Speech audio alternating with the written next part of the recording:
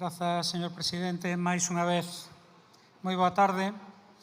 Esta moción e a interpelación de que trae causa viñeron motivadas polas declaracións e decisións do novo presidente dos Estados Unidos de América e a conseguinte actuación da Unión Europea, particularmente porque resulta escandaloso que a Unión Europea continúa a comportarse no esencial como un vasalo fiel e sumiso do amo americano, mesmo cando pretende aparentar todo o contrario, cando pretende aparentar autonomía. A realidade é que as ameazas de Trump de se facer mesmo pola forza cun territorio como Groenlandia, que fai parte dun Estado da Unión Europea, non foron respondidas nin polos líderes dos Estados europeos nin pola propia Unión. Tampouco as ameazas á soberanía de Panamá en relación co canal. E nin mesmo o proxecto de tomar o control da faixa de Gaza procedendo a unha limpeza étnica total por medio da expulsión da poboación palestina a terceiros países mereceu o rexeitamento contundente da Unión Europea a pesar de constituir un evidente flagrante crime de lesa humanidade. Aliás, alentou a acción criminal de Israel que nas últimas horas rompeu a tregua en Gaza e asasinou máis de 400 persoas, como digo, en moi poucas horas. Parece evidente que a tan traída, elevada orde internacional baseada en regras non é igual para todos. As famosas regras úsanse como arma arreboladiza contra os países máis débiles ou contra aqueles que non se someten aos ditados do imperialismo. Para os poderosos e os seus protexidos, por caso os Estados Unidos de América ou Israel, as regras non contan e a Unión Europea tampouco as reclama.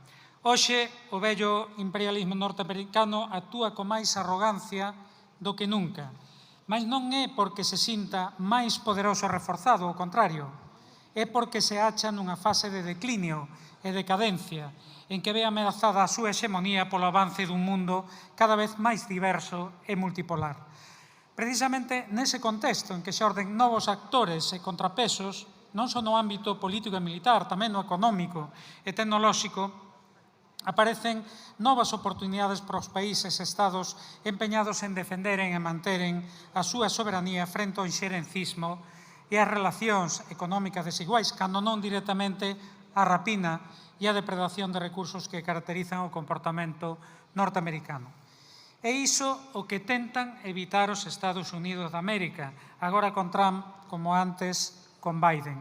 E para iso contan con Estados sumisos que lles renden servizos inestimáveis. Que a Unión Europea, descolocada após a viraxe de Trump con Ucraína, queira aparentar agora un certo grau de independencia, de autonomía estratégica, mas que o faga precisamente alentando a continuidade da guerra e a escalada belicista, para alén de patético, non pode ocultar que está a actuar xustamente para satisfacer os intereses norteamericanos.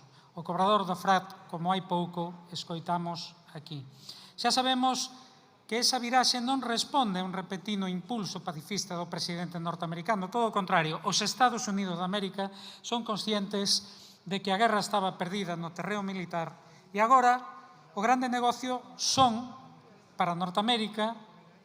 para Norteamérica a reconstrución e o control de materiais críticos, de materias críticas e terras raras en que é rica a Ucraína e que Trump xa anunciou que aspira a controlar polo menos 50% deses recursos. Porque, ademais, o grande negocio das armas xa llo garante a propia Unión Europea con esa iniciativa dun fondo de 800.000 millóns de euros para gasto militar, do que se irán lucrar especialmente a Lockheed Martin e o complexo militar industrial norteamericano. Non nos enganemos, esta non é unha iniciativa para garantir a autonomía estratégica no ámbito militar frente aos Estados Unidos e a OTAN de que ás veces se fala. Moi ao contrario, servirá para reforzar militarmente a OTAN e satisfacer as aspiracións de dun Trump que reclamaba que os Estados europeos da Alianza Atlántica incrementasen sustancialmente o gasto militar até situalo por volta de 5% do Produto Interior Bruto. Os líderes dos Estados europeos saben que non poden chegar aí sen provocar en reaccións sociais imprevisíveis polos recortes que isto implicaría, mas parecen decididos a se orientaren para chegar até 3% do Produto Interior Bruto, como sinalou a presidenta da Comisión, a señora von der Leyen. Para iso, lanzan unha brutal campaña de propaganda que lembra a coñecida das armas de destrucción masiva no Irak, que serviu para xustificar a invasión e destrucción daquel país. Porque, con efecto, todos os recursos que foren utilizados para gasto militar non poderán ir destinados a políticas sociais. E o BNG ten claro que antes que armas precisamos de máis recursos para sanidade, educación, atención á dependencia, servizos sociais, vivenda ou creación de emprego. E tampouco deben ser sacrificados investimentos públicos absolutamente necesarios, porque se trata, en definitiva, de priorizar a calidade de vida e benestar das clases populares galegas e do Estado frente ao negocio dos señores da guerra norteamericanos para máis INRI. Mas, para alén desta, hai aínda outra evidencia. Máis gasto militar non significa máis seguridade. Todo o contrario, implica máis polarización, máis inestabilidade e máis risco de deflagración dun conflito bélico a grande escala. Porque, contra o dito clásico, preparar a guerra significa abrir a porta ao desastre. Buscar a paz significa traballar activamente por ela, procurando a desescalada, o desarmamento e o establecemento dun contexto de estabilidade, boa veciñanza e relacións en beneficio mutuo. Non queremos vivir en sociedades que camiñan cara á militarización nin un mundo que naturaliza a guerra e mentaliza a poboación para aceptar sacrificios con tal de satisfacer as aspiracións do amigo americano dos que viven de fabricar e vender as armas. Por iso, pedimos aos grupos desta Cámara que apoien a proposta recollida nos 6 puntos.